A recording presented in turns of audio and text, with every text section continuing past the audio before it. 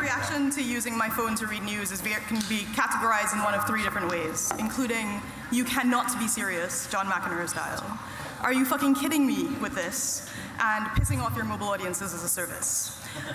Because I am determined to demonstrate that what we put our mobile users through is completely unacceptable when we say that we care about people coming to our stories, that we care about them downloading our apps, ever reading anything that we've ever published in any platform, when what we're actually doing to them is making it as difficult as possible to in fact interact with the journalism that we are all here and that we say that we care about. And this falls into a couple of different categories. There's the, oh, you were trying to read that? How about you sign up for my newsletter instead? With an entire full screen takeover.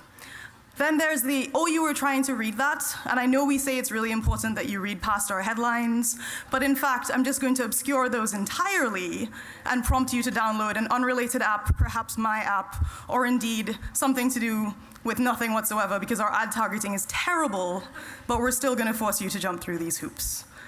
And that's not even the worst of the mobile experiences. And by the way, my credit score is better than this. That's not even the worst of the mobile experiences. We also do, among other things, forced redirects to app stores.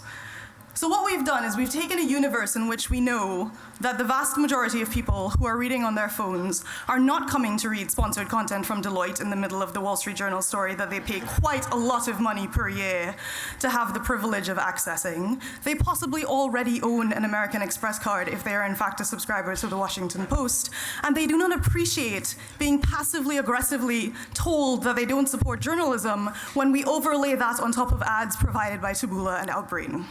And yet, these are the mobile experiences that we are consistently presenting to something like 70% of our total audience on average, which is a number that is only going to increase for everybody in this room.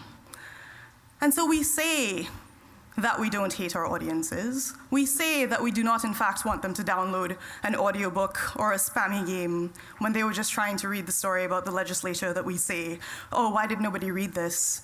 But in fact, nobody read this, nobody read this because we made it really, really, really hard for them. And so the question that I have for all of you is not just, why are we doing this to people, but why do we hate money? Why are we making it so difficult to monetize people by pissing them off to such an extent that they bounce before the ads that we are trying to show them can even render in some cases? Or telling them, not only do you have to tap read more, tapping read more will only get you 50% through this story, before we make you go through an ad that will autoplay that you have to scroll to get past. And that's before we've even assumed that you can read our emails because we didn't test them in Outlook on iOS. Or in WordPress, which on its demo page for the latest version is not in fact responsive on a phone.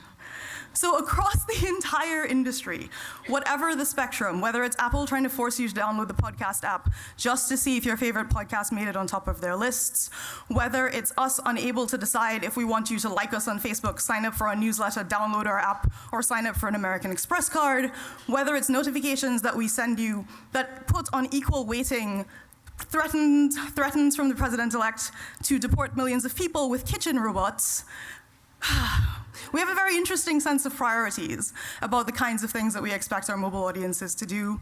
And then, because I don't like being relentlessly negative, there are some interesting new experiences. So this weird animation there is from The Outline, which just launched. Those are their ads, which are clearly labeled in a very different experience, a very different tone, a very different type of art direction from some of the other things that I've just showed you. Now, you might question whether this is an experience that you understand if you've never downloaded Snapchat, but I challenge you to believe that pissing off our audiences on mobile is not a sustainable business model, and that we need to try a little bit harder about what we're doing from both a product perspective, an ad tech perspective, and like an editorial conception of what it means to be a member of the mobile audience in 2016. Thank you.